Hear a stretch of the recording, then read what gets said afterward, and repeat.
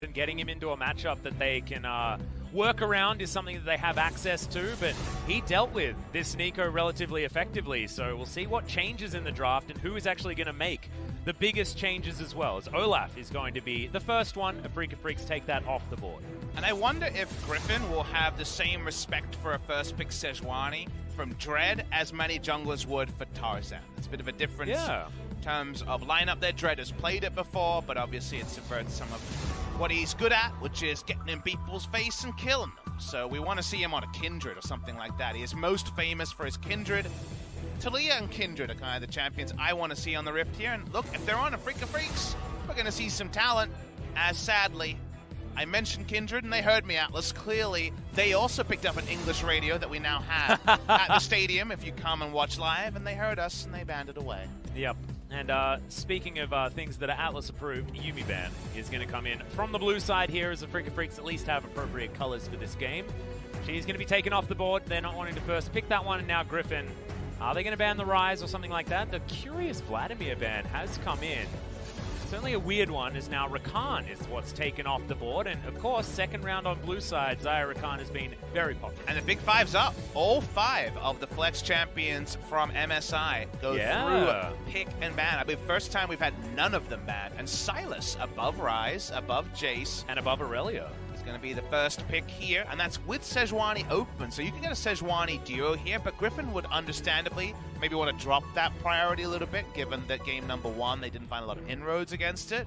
Wait and see what the decision is, though. For now, the Rise is going to be accepted, and Tarzan Sejuani, this is the champion he's most known for in, I would say, his entire career, if you include those Challengers days, so no surprise he falls back to it. Well, now, Griffin have the opportunity to last pick in this round the Camille or the Aurelia, depending on what gets through. And you know what the frustrating thing is? The only way to respond to that with, say, the Azir would be to blind it, which feels really bad if you don't go down that way. So, actually, the red side Sejuani, for a team that you know can play this Wombo combo that is now becoming more and more popular, red side Sejuani is sounding like a pretty tricky thing to draft against, which I was not anticipating just a few days ago. And that's exactly why we see so many blue side Sejuani bans, right? Like, often that is a staple for the blue side ban list, but something that hasn't actually happened so far this series. The Lee Sin is going to be the answer to it once again from Dread. He had a good performance in game number 1, especially tracking Tarzan around his own jungle. So you picking a bot laner, or is it pick your poison, Aurelia or Camille? It's kind of what we're wondering. A Chovy's pick here.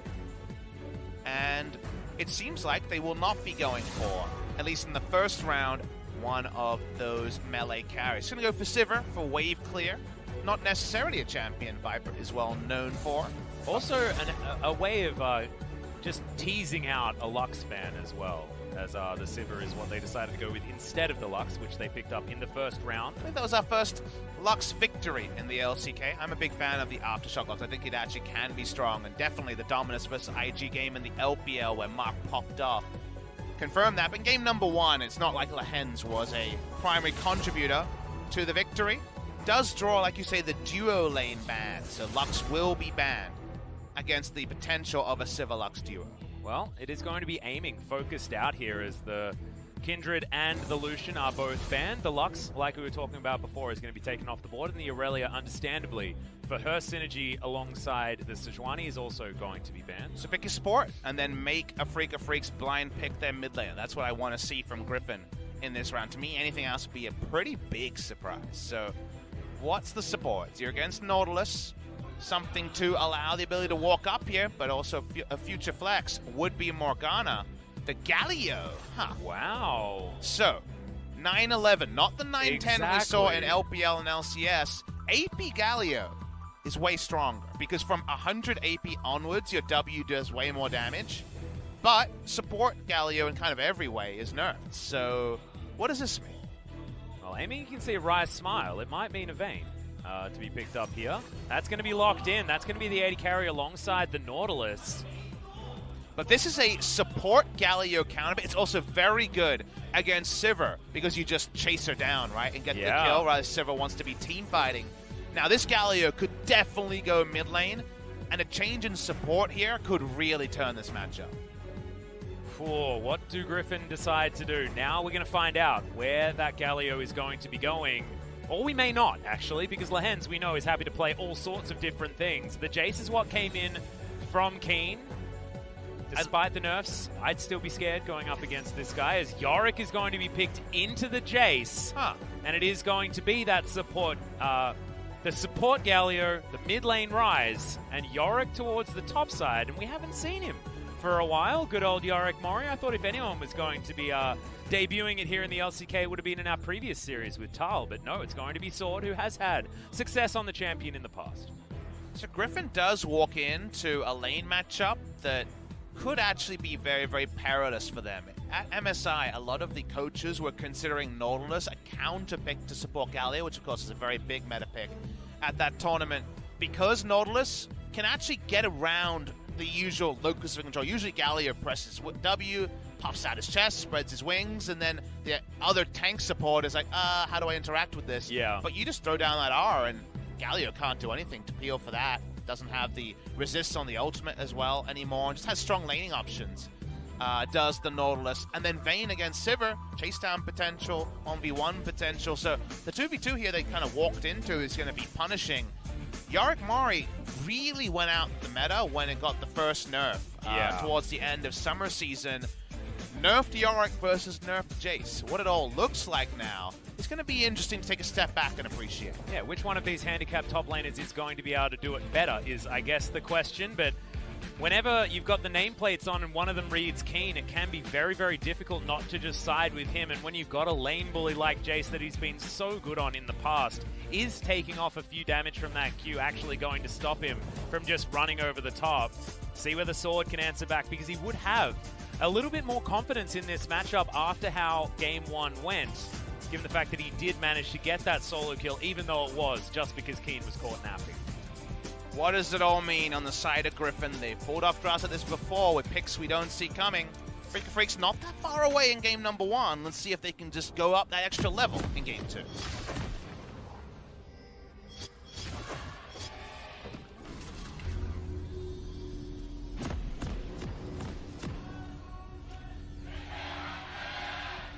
So many Griffin fans in full voice. So many Afreeca Freecs members running straight at Sword. Yeah. Well, bottom side of the map, Griffin's realizing that everything is very empty, but a lot of vision had already been put down here as we were putting out those fan chants. Only one of the wards going to be swept. Ucal was the one who started with a sweeper. So vertical jungling with a Jace. Very, very standard strategy. Vertical jungling to stop Yorick in his weakest times, which of course pre-6 he has very, very little lane presence. Sheen onwards, Yorick is somewhat of a champion. Pre-Sheen, he just kind of sucks, so yeah. Now at least it seems like Yorick is going to be under the microscope. Yeah. He's actually decided to go into the Resolve tree as well. As you can see, Grasping and Undying has been picked up. A lot of Conqueror was what we saw most of the time for the Yorick. This time going for a little bit more sustain in this lane, wanting to try and keep himself alive, but it's going to be pretty hard to get auto attacks off against a Jace, so we'll see how valuable that is actually going to be in this lane. This is a really weird game, rune-wise. We have five Resolve Tree Aftershocks, wow, and then the 6th Resolve Tree is going to be the Grasp coming through from the Yorick. So 5 Aftershocks, Rise and the Silas, both of which have moved away from Aftershock, both took Aftershock this game. You can see Dread actually brute forcing the Sejuani out of his jungle. This will be a 3-buff most likely, and possibly could actually go down before the Rift Scuttlers actually get onto the Rift. So it might be that Dread's able to even lock down those. It is going to be like 3:15 that those Rift Scuttlers are going to spawn, as Senan moves this caster creep away from the turret, so that they can get themselves into a decent position down bottom side. What an interesting pathing decision. Dread is a player who I feel like we've talked of his reputation more than the actual play we've seen. Yeah. In the game, again, known as a super aggressive jungler. His Kindred is the most famous champion. Brainless aggression is what we kind of gave you guys expectations for, but not really what we've seen so far in terms of gameplay. Trying to rush level 3 for a very early turret dive on this Yorick. Yep, Krugs still taking a bit of time, yeah, but the 3 does come in before that even happens. Empowered Shock Blast not going to be enough. Well, we got Aftershock here, so this could be bad. Yeah, that's a huge minion wave as well. Teleport is going to be used very early, and Afreeca save. Well, thank you very much for that. But and Chovy vacates the mid lane. And you do get Chovy to vacate the mid lane and have his teleport down with no tier to purchase, which actually is really big. So forcing a Rise not to get a very early tier back timing is something that's underrated, but it's a path that Ning, for example, when IG's victories was always focusing on Rises around 3 to 5 minutes to stop them getting a safe back timing to finish a tier. The tier would have come later in this game because no Sapphire Crystal start, but Ucal's able to try to work on as much of a freeze as he can as the next minion wave comes in. Yep. Has all of these minions in Q range though, so likely that he's going to clear them out pretty quickly. You can see the popcorn chickens have been traded on both sides for both junglers. Tarzan took away Dreads, and Dread is going to take away Tarzan. So now it looks like a mid lane gank will be in as the Abscond does land, but a little bit late for Dread to turn up in time to actually connect with anything. A lot of aggression, not too much as far as a result just yet in this game. You feel how tense it is. 500 gold is going to be the lead here for the Afreeca Freecs as Tarzan thinking about heading back as the wave is finally pushing forward on the Afreeca side. Cancels the back. We'll see whether Tarzan can actually get any headway. Aiming in a little bit of trouble. Watching Tarzan is just, at the moment, waiting to see what happens in lane. Remember, like 20 damage. A little bit too long as there's the ward. Yep. There's the flash in from Lehends. They're going to go for Senan first, who doesn't quite get the Justice Punch. Few summoner spells, but not enough else. Ucal has to flash. Rune Prison under a turret is a real dangerous thing to deal with. Flash is something I want to talk about, Atlas, because you might wonder, why Yorick? Why now? Why bring him back? Well, if Jace does less damage and gets less turret plays, he can't shove you out of lane. Remember what happens in Yorick versus range top laner matchups. We saw Karma as one of those big counter picks into Yorick to poke him down. Karma flashes, well, gets hit in the cage, and the baby cage dies. So that's what's going to happen here for Jace. Not a lot of base stats, not as much damage. So there does come a time later where you have kill pressure on a Jace's Yorick. Yeah, Sword actually doesn't have a whole lot of vision around this area, as Blast Cone is now available for Tarzan if he wants to get over here. Gets into the Krug camp, and no Arctic Assault is actually going to land. Winds of Wrath come down as the Smite is used to give Dread some health back, but the Aftershock just does so much work. Flash isn't going to be used, but Safeguard is enough. And Dread just plays with the piggy for a little while and then gets away with it. Yeah, but he's caught with his hand in the cookie jar, clearly. Whoa, they forced out of base. Yep, Racial Prison goes wide. I believe that was Ucal's. It was. Tarzan is level 4, so he had to flash away. That was very confusing coming into that situation and seeing it with that trajectory, but what happens? I'll admit, a lot of people have talked about how the complexity of new champion releases, like Sylas and Yuumi, is kind of adding to the complexity of the game. Complexity of play-by-play with champions like that also very high. Yeah. I'm not going to lie to you. My job feels like it has leveled up. I'm ready to see you cast some Yuumi. It's not going to be today. Probably not going to be for a while. Champion is pretty whether I say the name of the champion or whether I say the name of her W. That's going to be the fun minigame. She doesn't have the awesome spell names for casters. Slicing Maelstrom, you know, those words that really sound great when you shout them. The final chapter. See whether I'm actually talking about a mid lane item instead. It's going to be a fun one as well. Is it last chapter or final chapter? This feels like co-op farming at the moment. Yeah, well, Tarzan's actually could be in trouble here. The big chicken is going to be what Dread decides to take away, but nope. Tarzan gets it with the smite. Now Chovy in potential trouble. Senan moving on up. Only level 6. No depth charge available. As Dread, once again, with the drive-by, steals away some experience from that cannon creep. I'm just loving seeing Dread actually live up to that moniker. His aggression and his just doggedness of like, I'm taking all your Krugs, I'm taking red buff while you're farming Raptors, now I'm taking your blue buff. And now, Ucal's taking their ultimates as well, as the heroic entrance is going to be available.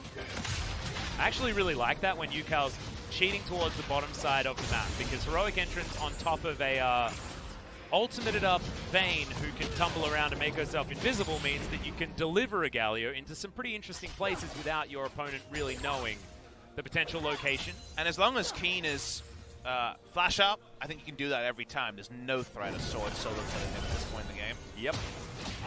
Right now he's 11 CS in the lead as well. Dread's going to be looking for a Cloud Drake as Lehends gets himself a taunt.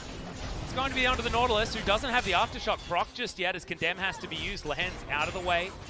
Didn't want to use that one on Viper, of course, because there is a spell shield available. Senan does need to be very careful. So many different ways this game can go. I'm fascinated to see where this game goes past the mid-game and onwards. Thinking of 5v5s, you say Sivir auto-attack crit's going to cut through. Pretty squishy lineup on the side of Afreeca, but Vayne also. One QSS, such quite a lot of value here. The amount that you can condemn QSS and then take over, he doesn't even need a QSS, has to cleanse as the summoner spell. There's a lot of outplay for aiming to try to win a fight, and also a lot of inevitability about the Sivir team fights. So who takes the late game, I think, is up for debate. Yeah, I think so too. Especially when you've got two of the most contentious late game carries in the AD carry position. Vayne and Sivir, very different late game win conditions, but definitely late game win conditions there. The thing that I find really interesting is the fact that Ucal is once again winning this mid lane matchup by a large margin, over 20 CS to lead one more time. As it has been Dread, you know, making those drive-by plays, adding the extra pressure. But it's really good to see from an Afreeca perspective, Ucal actually show why he was picked up from KT roster. He was such a prodigy on that team, helping Score get to his first title in the LCK. For some reason, every time I see this Jace skin, it's invisible, which I assume is a bug, but I can't show it. It'll be a spectator bug. Yeah, it's a little bit weird. It's the first time I'm seeing it, actually, since in the LCK anyway. Continue to push up and contest, and again, a little like you were kind of alluding to, the CS lead partly is because the battle warding has been so immense by Dread. He's been in the Sejuani's face to the point where Sejuani was never there to relieve pressure. So credit to Afreeca for generating that CS lead. Jumping up in again. Yeah, looking for the abscond as Senan is just going to run in from Ucal's side. He wants himself cannon creep and gets it. Now Sword with the Maiden up towards the top side is losing out by a lot. Baby Cage not going to work. Flashes into it as Dread's looking for the Q. Doesn't actually need it. Kick Flash is going to land. Q's going to be their first blood. Comes in and Heroic Entrance is going to be way too late. That was the execution they were looking for. Has to flash though, so Kiin may be susceptible in the future. For now though, kill goes the way of Afreeca. First kill of the game at 10 minutes. And Rift Herald just after 10 is a ripe reward. Absolutely. And we'll see whether that's actually going to go towards the top side. Putting the Rift Herald into the Jace lane is such a popular tactic. One of the first turret plate does go down as all of these minions are just going to go wanting. Sword, he's going to fall further and further behind than just that kill is going to matter. This is really, really scary for Griffin fans. 2,000 gold, going to be the lead for the Afreeca Freecs as Shelly goes down without contest. Very visibly, that turret plate was not picked up. No one was local to that one. We're going to see the replay of what happened. I think it's just a case that Kiin got all the incremental damage down as Dread is coming in. This is great synergy between players. Flashed in for the hammer hit. That's the only CC that got down. But in the end, that extra damage ended up being pretty important. Otherwise, the hero's entrance would have registered. However, like we outlined, ranged top laners against the Baby Cage, that Yorick W with flash down can be surprisingly burst just with a Trinity Force and the Maiden. Yeah. We'll see whether Kiin can actually utilize the hypercharge. Of course, Jace is very good at getting off a lot of auto attacks in a short period of time. Yeah, we're looking for a one more time teleport. He's going to come down to make sure that Sword dies. Dread's in the Baby Cage, but he gets out so easily with the resonating strike, and that's going to resonate throughout Griffin as well. As Shelly comes down, and they're going to lose a turret. It's time to give everyone a lot of gold. Let's see if Dread sticks around for the turret plates and whether he shares it or if it's going OP. No way. Ain't no way, Papa Smithy.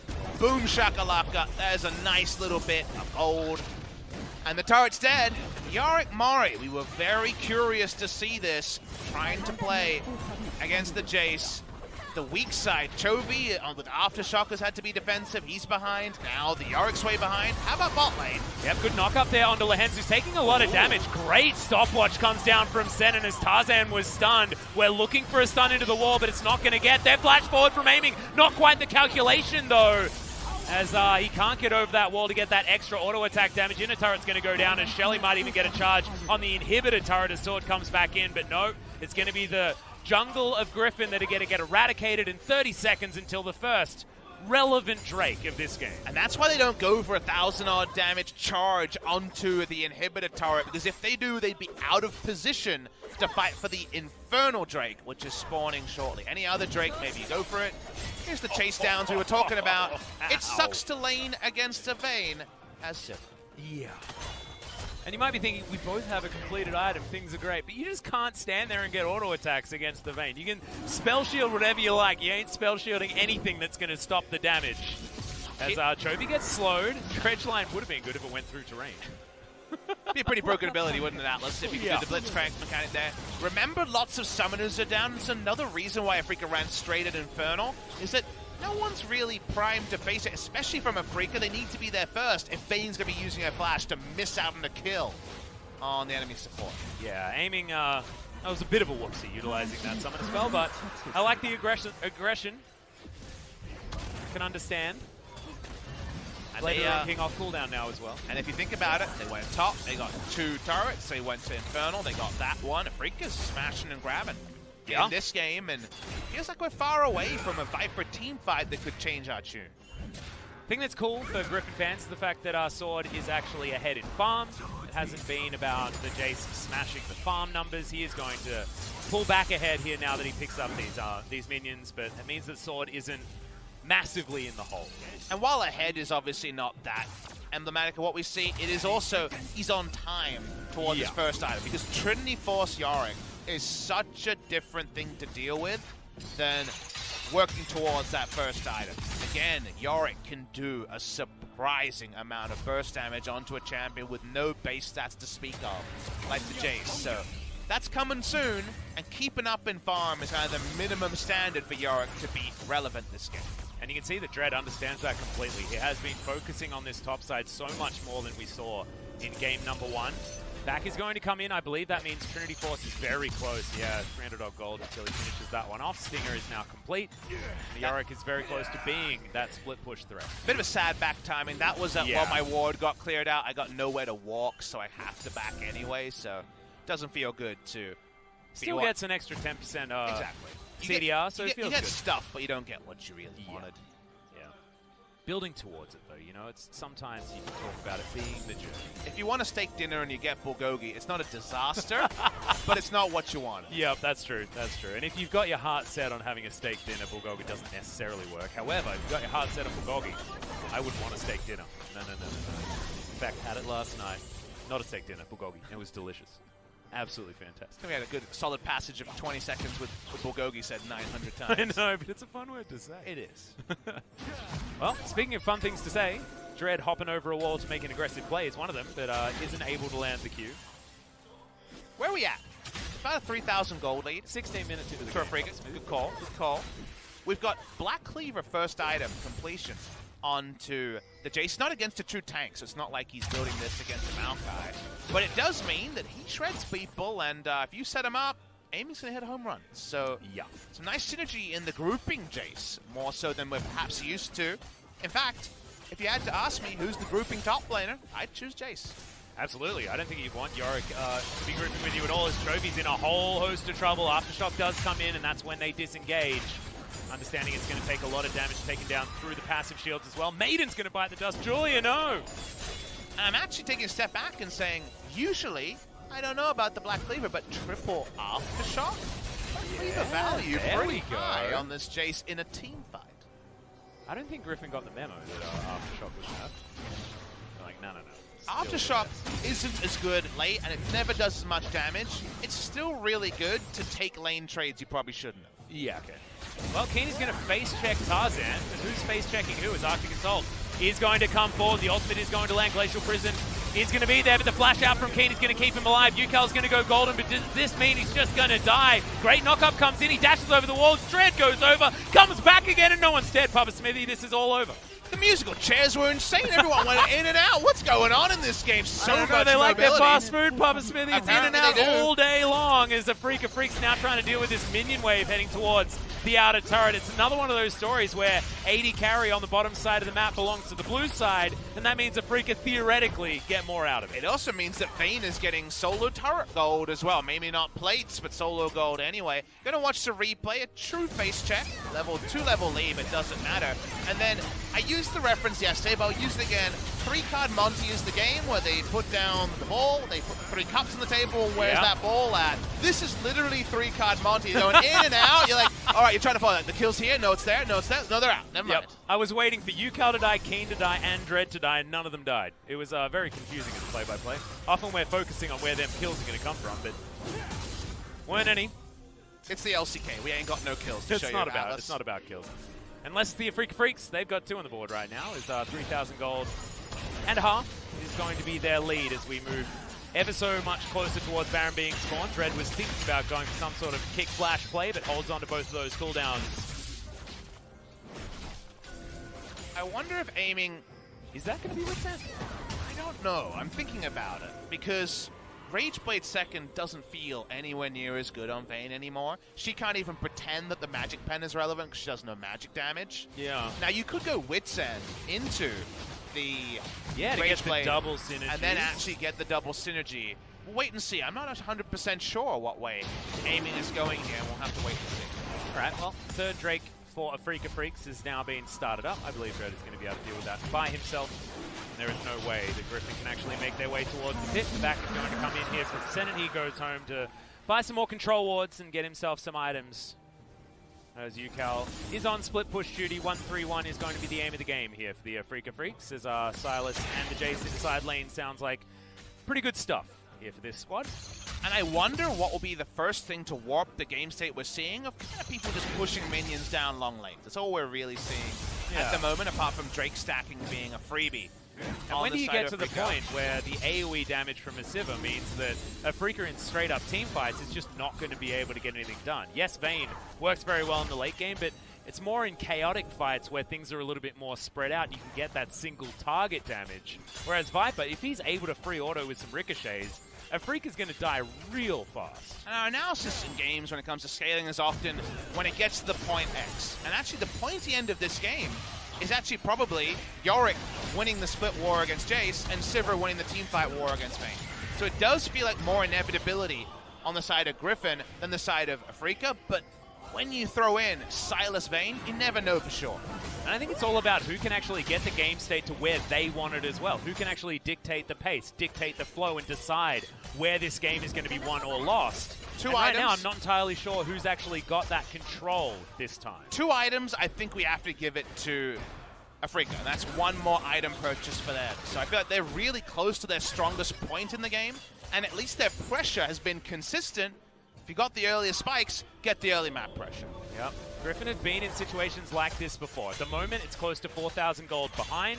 They've won from larger deficits, and they do have a lot of tools as we move into the later stages of this game. Boomerang Blade not able to actually hurt aiming too much whatsoever, as it's Phantom Dancer that's going to go alongside the Essence Reaver. Viper still needing an Infinity Edge to do some real damage. Very defensive Zeal choice. You don't see Phantom Dancer too often.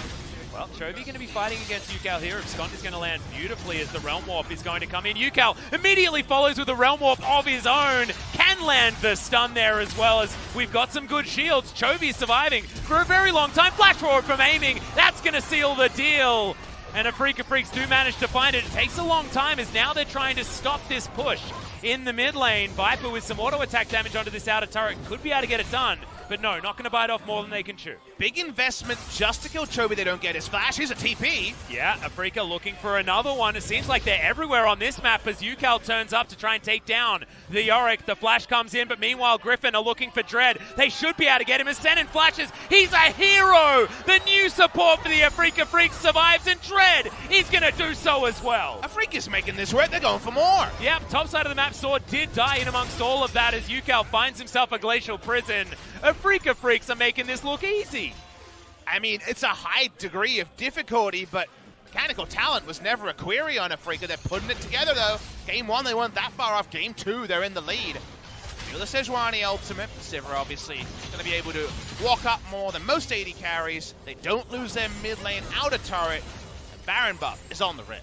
Yeah, Tarzan is also, though, so this could be something that Griffin can contest. Some vision available here for the Afreeca Freecs as the Shock Blast, you can see, not actually hurting as much as it would have in the past as Chovy finds Senan. He gets himself the Aftershock. Glacial Prison's flying backwards and forwards. Heroic entrance is going to be there. Lehends has to get himself out of there, though, as Ucal, he decides that he wants to win this fight. Double kill for the Silas. Baby Cage for defense. And Afreeca lose no one. They'll get themselves the Baron. And welcome back to the LCK, Ucal. It's good to see you in 2019. Afreeca Freecs, like you say, they're definitely going to get the Baron. No synergy between the Griffin members. Sword was walking bot lane as the Ford tried to walk up and contest. And Ucal, with this much swagger behind him, ain't letting that happen at all. Oh, it just feels fantastic to see this guy performing to the level that we knew that he could and never showed us in the spring season.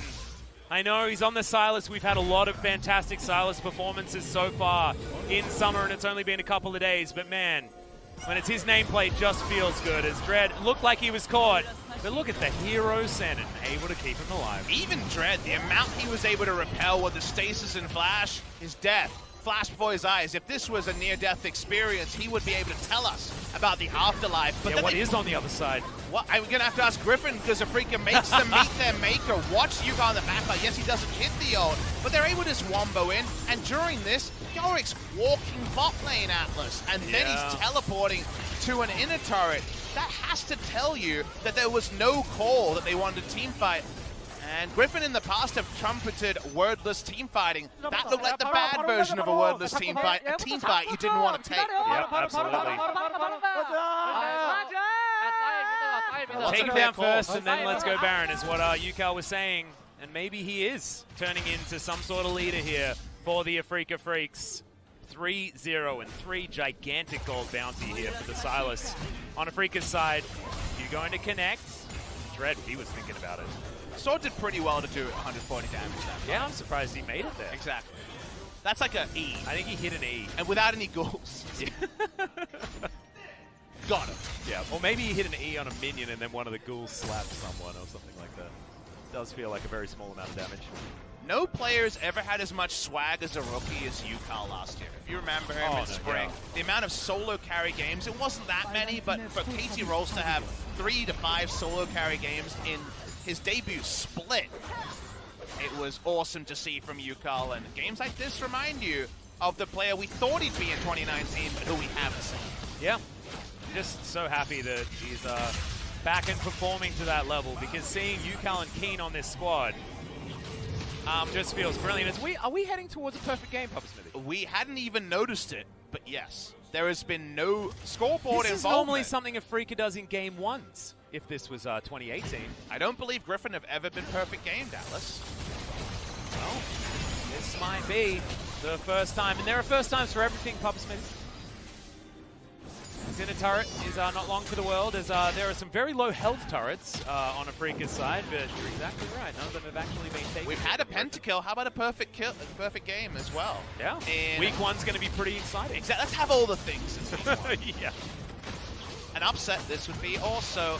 Freecs do take down that Cloud Drake. That's 4 Drakes and another Infernal. Ooh, nice one. It pays off to rush down those Drakes. Infernal into Elder. And Griffin still have Sivir, but Sivir is no closer to IE at the moment. And it did end up being the Rage Blade after all, but I believe Wit's End is on the way from Vayne. Yeah, it does have an extra recurve bow, and I'm not entirely sure what that's going to turn into. 102, fair bit of money, and that is the Wit's End. Now completed. A lot of attack speed here for aiming. As Ucal moving up towards top side, they have control of this Baron area, but of course it has been taken. 5 seconds to go, and that one is going to fall down. Not exactly the hugest Baron power play, and after they took it, they weren't able to siege. Vayne notorious for not being able to siege super well, and when you don't have any of the Zeal items, you're guaranteed not to have the extra range. But I'm really not that sure what Griffin's comp does, apart from try to be a meat shield for 6-item Sivir at this point in the game, where they've lost already one Baron, they don't have control on neutrals. It's going to be very difficult to protect the Baron and the Elder Dragon when those are both live as objectives later in the game. Because you look at their builds, and yes, Trinity Force, Steric's pretty good at killing turrets. Probably not going to have that much time where you can overextend, no map control. A split pusher doesn't do that much. Infinity Edge is done, but again, there's no guarantees it's going to pay off. There's not a lot of armor on the side of Afreeca, but for now at least, there's a hell of a lot of damage. Oh, hell yeah. You can see Ucal, he's got a real cool hat. The Luden's Echo, as well as the Rabbidan's Death Cap and Azonya's to make sure that he never actually dies. This is a really nice control wall, though. You can see Senan's just going to get obliterated sword. Grabs that kill as Ucal would just be the prime target. He goes into his Zonyas. The Maiden is here as Dred's looking for a Ucal. He gets himself out. Realm Warp to get over the wall as now it's only Chovy that gets in. Ucal's huge shield comes in as a heroic entrance. He's going to get the knock-up. Can they kill Ucal is the question. The answer is yes, but their health bars are so low. Kill everyone. It is going to be one. Aiming doesn't find it as Viper stops him. The base is getting obliterated. Kiin wants to win the game by himself, but Griffin do get themselves a team fight, and Kiin can't take down the Nexus. A 4v5 to be true, and almost, I say almost, Aiming was able to clean it up. Kiin gets one Nexus turret, can't end the game. So much happens. What does it mean? We'll have to wait till after the replay to fully understand. So we watched the replay, and this is a 5v3 to start off the fight, because Jace ain't coming, but the amount of juggling of aggro. First the kick here, immaculate, and then the stasis to stop the immediate Sejuani damage. So many people almost die to begin the fight, and then when Aiming gets his rage blade hot, when he gets his damage hand hot, it looks like he could just kill everyone. And Tarzan navigated this fight, so to keep some people alive in this fight was just absolutely ridiculous. I'm not sure how Tarzan managed to navigate that situation. If you are TP Chase, what are you doing? Is what he just said. Come on, Chase, what are you doing? I guess there was a disagreement on whether to TP or not. Would you say their shot calling problems are solved, Atlas? Well, I don't know. He got a Nexus turret. If I was Kiin, I'd be defending myself right now. Whether you win or lose, not good or bad shot calling. It's not a pass-fail. That was a fail. Yeah, that was definitely a fail. But a funny one, as Aiming just decides to take a whole bunch of Baron's auto attacks. And we do have the bottom outer turret going down, so Griffin aren't going to get perfect game this time around as Dred, Sonic Wave just to scout, finds himself a Sejuani. This ended up being a very notable series. That's all I can say about it so far. Here's the hook. Yeah, Lehends does get himself the aftershock though, as Senan once again going down very, very low. Has to flash in order to get himself out as the Maiden, Julia, doing so much work here for Griffin. Kiin has to flash, get himself out of the way. Empowered Shock Blast, not as scary, but still scary when you are facing down Kiin. I think Griffin's going to lose Baron here. Yeah, they just decided they don't want to do anything about it. It's very hard for them to approach with ults down, but it's obviously going to go down very, very quickly. This is Griffin saying that we want one final opportunity to team fight. We're not going to do it around a Baron. It's one of those things where you look at what's down, and you could have tried launching down a Realm Warp, but there's a huge line of control wards they couldn't face check. You understand why it happened, but you can't help but your first thought to be, why not contest it, right? That's how it always goes. Well, I'm just really excited about the prospect for Game 3. Is what is going to happen. Already it's been extraordinarily eventful. I feel like if I threw out 10 predictions for this series, I would be 0 for 10 so far. Yeah, I'd be really, really wrong. Really wrong. But happy to be. The fact that Sword is the one that solo killed Kiin, and Ucal has dominated Chovy in lane every game so far, is just a weird thing. Galio has his Zons. He does, and Viper has a Bloodthirster. That part I can understand. It's Lehends, dude. Are you really surprised? I assume it's to W flash and then Zonias and then be able to keep going. And yes, we already talked about how over 100 AP, the extra put a bit damage, of damage on the W. You think about what it could have been, and you wonder if those items change the game. Maybe not. Okay, Sword, on the hunt is going to be there as Ucal. Yeah, he's looking for Sword. He has to go into his Steric's Gauge, but he's dead. That is the Yorick just caught out of position on the hunt. Does mean that the chase is so easy for this Sylas. Really clear why Yorick was alone in what you would say is more an Afreeca jungle than the Griffin jungle. Afreeca still have that Baron buff, remember, so they push up, and the base is going to be broken in a second spot. Yeah, still got a minute and a half on that Baron buff as well, even more time than that, as Inhibitor is going to be taken down. This Inhibitor turret in the mid lane, I don't feel like it's going to be here for very much longer, as Afreeca just feels like they have way too much control, and Griffin, despite the fact that they do have that ever-dirty scaling word behind them, in theory, just feel like the 6-item Sivir win condition isn't even a win condition this game. The final Inhibitor turret is going to be taken down effortlessly, as Ucal is going to miss another one of these ultimates. That Justice Punch was a weird one, but was able to get him out of the way of the abscond. Ucal's doing just illegal damage, and Afreeca's saying, well, let's win the game. Remember, we still have not seen Sivir in a 5v5. Someone's already dead before. Yeah, well, now Griffin are actually going to go for it. Ucal gets into his Zhonya's very, very quickly. Justice Punch mistimed there by Lehends. Dread trying to dance around this fight, but he's going to go down. The overpower is going to land from Chovy. It's a 1-for-1 so far, as Lehends also is going to die. Senan now in the front line. Chovy looking for him. Not wanting to overextend his sword. In so much trouble. Once again, it is going to be that lifeline passive that's exactly that. All the inhibitors are going to be taken out in Afreeca. Not looking like they want to try and go too far forward. They got a lot of what they came for. They don't quite get the Nexus, but damn, are they pretty close. Elder to spawn in 3 minutes' time. Does mean that both those buffs are going to be spawning around the same time as Baron fades in 30 seconds. Yeah, but, man. The Elder spawns and Afreeca gets it. I find it's going to be really difficult for Griffin to do anything because there's 5 Drakes behind that Elder. And even though there's only going to be a couple of minutes between objectives, you run at one of them, and whichever team it is, you explode the objective. Watching the replay of how this all happened, eventually Dread does die to some follow damage, but with all the minions live, no way Griffin can chase any further. And Viper does have a lot of wave clear behind him here as well. You saw his positioning was actually pretty strong, as a lot of the buttons had to be pressed defensively from the Afreeca Freecs to get out of the way of the members of Griffin that were further ahead. You can see Griffin are now just trying to group, and Chovy is the one in the side lane that has to pay the respect to Kiin as soon as he shows his face. Now Afreeca, they've set themselves back up again, and it's only one Nexus turret between them in a game 3. Griffin will need to pull the trigger. They're good at it. They're good at making these decisive plays, but it has to be soon, and it has to be at a pretty huge deficit. Sword in trouble. Ucal just demanding the space of this enemy base so easily on this Sylas that he has such a huge lead on. On the Hunt is also going to be there if they do find their inroad. Q's not going to land. Fishing for these skills as the ultimate comes out from Tarzan. They go for it. Kiin is going to immediately go into his stopwatch as Lehends gets his way forward. He has that Zhonya's Kiin taken down to his GA. So much untargetability. His aiming finally gets turned on. Kiin tries to escape and does so. The ricochets are tearing Afreeca apart, and once again they can't break through. Nobody dies. Another successful PvE with some light PvP thrown in as well. Viper continues to wave clear. He's probably not going to break that ultra record of Teddy's, but his CS per minute is off the chart. Yeah, see how many waves of Afreeca Freecs Griffin can survive in this gauntlet run. I feel like we're seeing Warcraft 3 re-released, and we've got those custom games. It's Hero Siege, as Afreeca Freecs are in fact those mobs piling in.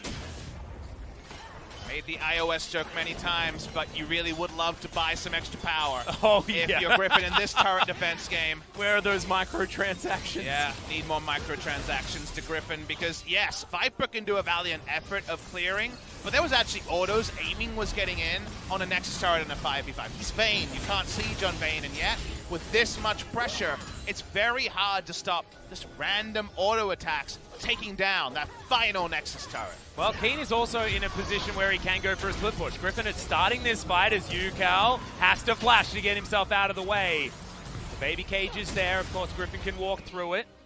And you saw Kiin. I thought that he might have made a beeline towards that Nexus turret, understanding that it can be real backdoor potential right now. Yes, there has been some backdoor, but no minions to follow is kind of the reason that hasn't happened. The Elder is a freebie.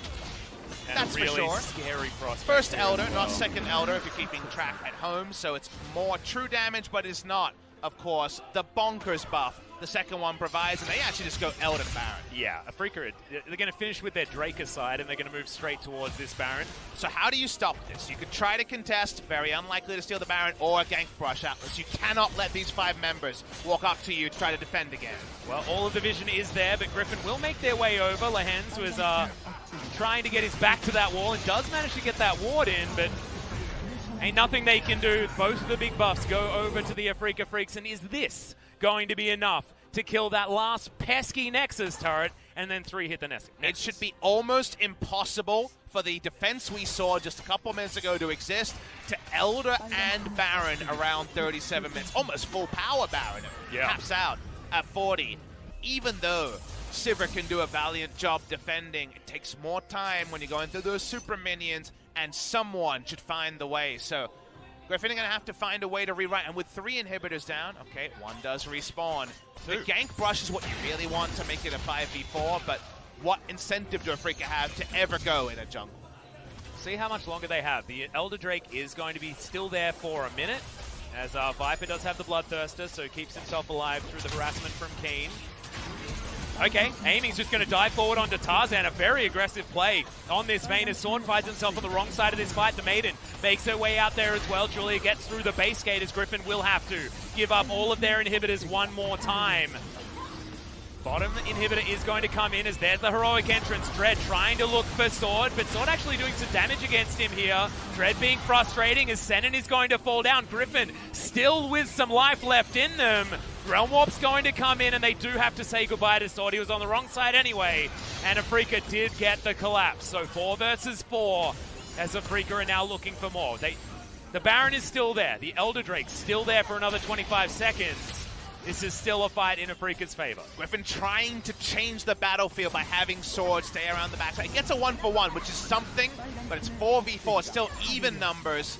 Afreeca don't feel bold enough to walk up to that pesky Nexus turret just yet. And Viper is doing a lot of damage to these creeps as well, even through the Baron buff, as you can see. So Afreeca is really struggling to get past the backdoor bonus onto this turret. You can see it's actually regen quite far up. Dread can't get in there. Their siege is actually abysmal when it comes to actually getting damage down onto these turrets. They do turret damage, just can't get near the turret without being ricocheted to death. And this is why we said earlier, 20,000, 21,000 gold so far on this Sivir. Obviously, most of it being put to waste at the moment. Sell the boots, Viper. Come on, mate. If you look at Afreeca's comp, no one can really build armor. That's the problem, is that, yes, single damage type comp, so when there's only one threat, you can theoretically build the stat against it. They've got some armor all over the place, but there's no tanks like in the old days. There's no Mundo to run at Sivir and ignore her. Just trying to work out how Afreeca actually get through here. I feel like they just need to, all 5 of them, run towards that Nexus turret and right-click it. Because can Griffin actually kill them before they kill their Nexus turret and Nexus? Maybe Ucal should poke his head in and steal the Maiden. Because the Maiden would actually be a pretty big health siege tool. There we go. I feel like the Maiden is what you want to do, right? Because it scales with AP now. Yeah. All right. Well, we got a teleport coming in towards the top side on the hunt. Now they're looking for Senan one more time. Ultimate's going to go wide there as Senan. Can they kill him in time is the question. Afreeca are just looking for their inroad towards this Nexus turret. But Griffin, they find their way back. The Maiden is going to be taken out, but that is not a Griffin member as Ucal steps forward. A lot of damage from Griffin as he does have to step immediately all the way back. That's a free pick, and Griffin hold on again. It was a 5-man knockup, but it didn't matter because they were playing multiple lanes. Oh boy, if Afreeca lose this one. That's a tilter. It's a 2-0 loss. That's a pretty simple thing. There's an interrupt in the back there by Tarzan. But again, losing your first match when that was so important in the spring season for these teams looking for form. You spend all that time in the offseason putting together your best plan, and then to lose in this fashion and then say, oh, whatever, we'll play again, we'll put it out of our mind in 2 days. Yeah, best of luck. Yeah. Well, minute and a half on the Elder Drake. They have another chance to build up all of those big buffs. But it's getting comical at this point. If you can't conclude a game after the gigantic lead. They were heading towards a perfect game at 30 minutes in. We're now at 42. And it's still a gigantic lead, but not in the gold. The game is thoroughly imperfect, Atlas. I would agree with you on that one. Thoroughly imperfect, I think, is a little bit of an understatement, but certainly entertaining. Now, the second Elder Drake that was introduced to stop 94 minutes the Dream is kind of an idiot's guide to closing a game. It's a very idiot-proof way to end the game. The problem was, if you guys weren't watching a couple of years ago, the game could just go forever because you didn't actually need to stop the Elder going down or the late game Barons going down because the stats didn't scale enough to make it worth leaving the base. That's why Teddy hit a bajillion CS. But well, here we go. Okay, Griffin, they have started to play themselves immediately. Ucal is going to go into his Zhonya's. The fight is starting to be won, though, from Griffin as Tarzan soaked so much damage. They get yet another pick, and this time it is onto the Silas. Lehends trying to get out. His Zhonya's is now being used. Baby Cage comes forward, but it is going to be the kill going down. It's only the Galio, as it is the Vayne that picks that one up. Immediate flash to get Dread out of trouble. Aiming gets out as well. As Griffin, they move back towards their Nexus, and Afreeca, they limp towards this Elder Drake that doesn't stand a chance against their damage. And you make picks like this because if you put out this equation, Atlas, 3 waves of double, triple, quadra cannon pushing into the base and just playing 3 lanes, it's so hard to defend, right? But if you get a pick and disrupt that, they get to go back and relieve pressure and clear out minion waves and keep that last Nexus turret alive. So they're looking for any pick they can get. They know their damage is outrageous, and yet it's another damn 1-for-1. Yeah. You'll have to admit that the Griffin one that they managed to pick off was a much more important one. But still, all right. Now it is literally the idiot-proof option. It is 40-plus minute max stat Baron double Elder Drag. Yeah. Now you either have to be 700,000 IQ or 70 IQ to influence how this game should go. This should be a straightforward finish. They've got everything. Right. Well, let's see how Griffin manages to win this one, or manages to stop this one. As Ucal has respawned, he's got 6 items, as does everyone. On the side of the Afreeca Freecs, it's just one Cheeky Warden's Mail there for Dread. And control ward slots still being picked up for Senan, but you got Tarzan with 3 items. And Chovy still finishing off his sword, wanting to piece together his Spirit Visage. The items are certainly well and truly in Afreeca's favor. All of the buffs in Afreeca's favor. Holy. That's a lot of damage. 907 AP. Now, I really wish they would have stolen the Maiden at some point. Yep. Otherwise, not really the best ults to steal when it comes to damage, are they? Nope. It's mostly Silas doing it the hard way. Are Griffin just going to pull the trigger ASAP? Yes, they are. The On the Hunt has been put down. Senan's the one that's being caught out. The taunt is pretty decent, but Senan makes it to relative safety. Chovy is going to go into stasis there as well. The Maiden finally makes her way into this fight in order to die by the looks of things. Griffin don't lose it. He won the flash forward from aiming. Chovy is going to go down. It's 2 kills immediately, and someone pressed a button to block on the Justice Punch. Should be the final nail in this coffin, as Griffin are looking to be forced towards a Game 3 that they desperately didn't want. They held on for so long. The final Nexus turret held on for so long, but they will be aced in the end. The Nexus will go down. Sword doesn't die, but that's because the Nexus evaporates.